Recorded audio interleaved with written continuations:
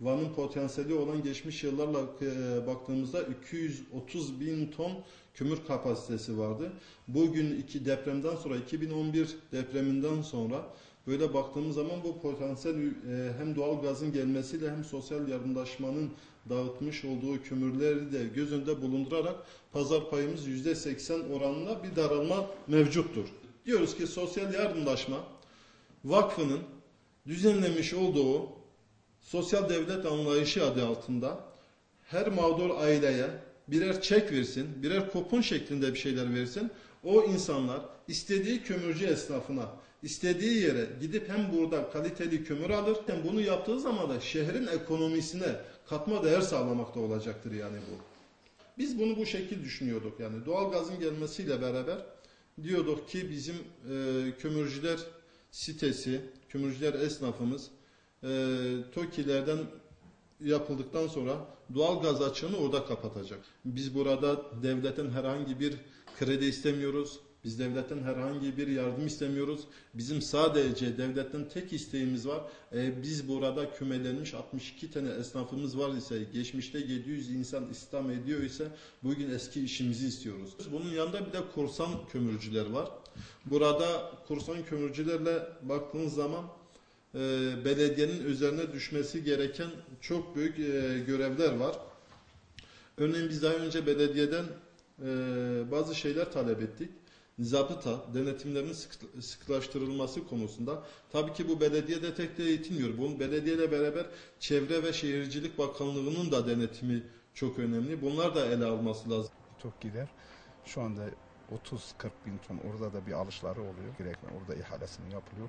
Bizimle hiçbir alakası, hiçbir teklif, hiçbir şey almadan, direktmen haberimiz olmadan orada kömürleri veriyorlar. Yani gerçekten burada 62 tane esnaftık. 62 esnafın şu anda 20 esnafa düşmüş. Bu 20 esnafın da sıkıntıları çok büyük. Sonbahar geldi. Hava kirliliğine siz de görürsünüz. Çok yoğun bir şekilde belki Van birinci derecede hava kirliliği olan bir il durumuna gelmiş. Bu da hep sosyal yardımlaşma kömürlerden kaynaklanan bir şey. Bizim de önerimiz bu. Devlet onları o kömürün yerinde o verdiği insanlara bir fiş verse, o parayla gelip istediği kalitede, istediği güzel bir kömürü bu sitede alması bizim için daha gerçekten Van içinde daha güzel bir şey. 2013'ün maalesef çok kötü gidiyor. Niye kötü gidiyor sebebi de ben kardeşime izah edeyim. Şu an bir ton kömür 750 bin liradır. Net alışımızda. Fakat o 750 bin liranın içerisinden dolar 2000 liraya kalkmış. Hiçbir kazancımız yok. Bir tarafta da bu fakir fonu 52 bin ton midir ne midir ben net olarak bilmiyorum. 52 bin ton herhalde tahminem göre. Bir tarafta fakir fonu vuruluyor. Bir tarafta da doğal gaz. %40'ı doğal gaz götürdü. %30'u deprem götürdü. Gelin burada şu an 61 tane esnafımız var. 61 tane esnafın içerisinde şu an 20 kişiye aktığa varıyor yok.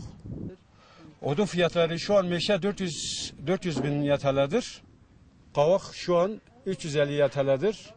Bizdeki olan bu. Dartıya girerse de 600 bin YTL'dir.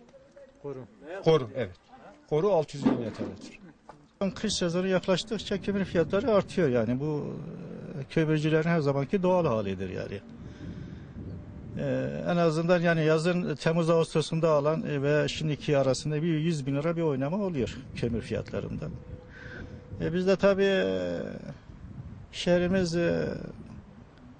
fakir bir şehir olduğu için ekonomide yani şartlar bizi zorladıktan sonra biz yeni kömür almaya geliyoruz. Gelince de tuzlu fiyatla karşılaşıyoruz.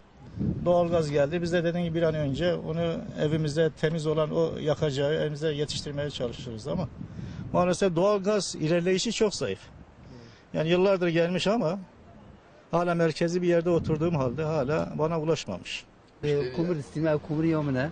Fiyatı çamlı. Fiyatı başa fazla fiyatlı yine. Koddi. Cemri daşa hafsı da tunavi peşin. Taksidici hafsı penciye. Tunavi saray. Ben sen de kiri? Koddi mi de toni kiri. Pensi kujdar kiri. اگر ما خدا هم دخوتن وانی را عیدی را دو عیده را زستانی را Ve satış kime? Mesela ben bir sürü şey boş var. Belki de satış kime? Hiç belli yardım kömürü. Belli evet satışıma çiğne. Ben hem doğalgaz hatta hem yardım kömürü. Hatta yardım kömürü zaten hem zengin sitinin hem fakir sitinin. Ve bir de 100 ton kömür vani beraf getir. 100 ton kömür nereye mıydı? 2000'den beri buralarda çalışıyoruz. Bu son 2 yıldır kömür işleri çok durgun. Esnaf kan alıyor. İşçi hiç çalışamıyor. Haftada kazandığımız 75-50 milyon para oluyor. Yardım kömür bir de doğal gazın gelmesinden dolayı buradaki işler de bayağı bir durgun olmuş.